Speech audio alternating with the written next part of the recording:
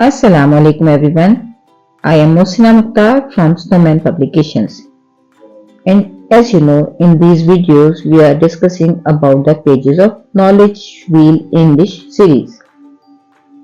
And today we are going to talk about page number 78.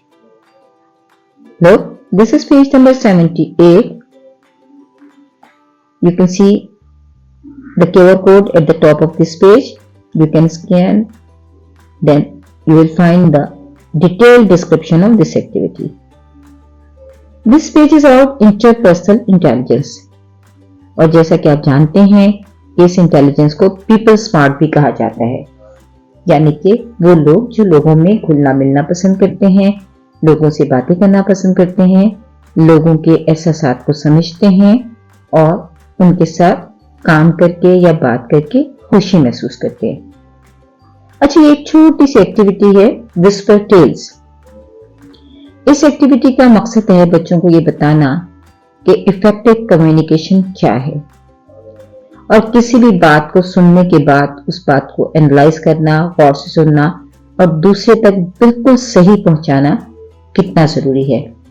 ये बच्चों की listening की स्किल्स को भी बेहतर करता है। इस एक्टिविटी को करवाने से पहले आप बच्चों की एक छोटी सी एक्टिविटी करवा सकते हैं जिसमें कि बच्चों को गेस द साउंड की एक्टिविटी है। वो आप बच्चों से डिफरेंट साउंड्स को गेस करवाइए। आप उनकी आंखें बंद करवा सकते हैं और उसके बाद आप डिफरेंट साउंड्स क्रिएट कीजिए। मार्कर को जमीन पे गिराने की आवाज भी हो सकती है, बोर्ड को नॉक करने की भी हो सकती है, दरवाजे को नॉक करने की भी हो सकती है। और बच्चों से कहिए कि ये बताइए कि कौन सी आवाज थी।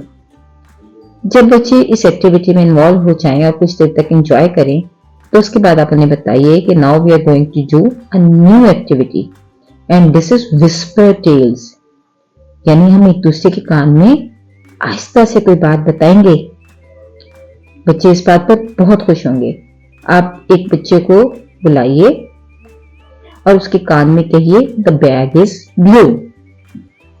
लेकिन उससे पहले आप तमाम बच्चों को एक स्ट्रेट लाइन में बिठाएंगे और उस बच्चे के कान में कहेंगे द बैग इज ब्लू और उसके बाद उस बच्चे को ये इंस्ट्रक्शंस देंगे कि वो दूसरे बच्चे के कान में जाके इंतहाई आहिस्ता आवाज में यानी सरगोशी करते हुए वो बात पहुंचा दे। फिर लाइन में बच्चे हुए बैठे होंगे तो वन बाय वन वो एक दूसरे के कान में इस तरह वही जुमला दोहराते चले जाएंगे।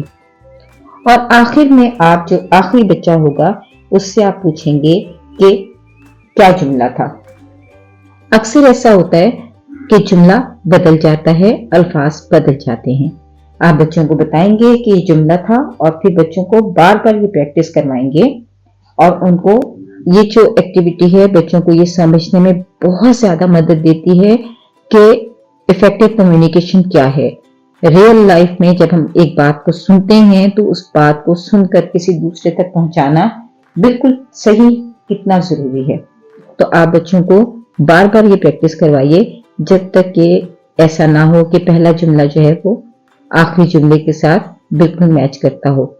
ये रोज भी आप एक्टिविटी करवा सकते हैं, दूसरे तीसरे दिन भी करवा सकते हैं। इस तरह से बच्चे जो हैं वो एक तो लिसनिंग उनकी स्किल्स बेहतर होती हैं, फिर उनकी साथ साथ एनालाइजिंग स्किल्स बेहतर होती हैं, उनको कम्युनिकेशन स्किल्स उनकी बेहतर होती हैं और वो इन एक्टिविटीज को एंजॉय करते हैं। शुक्रिया।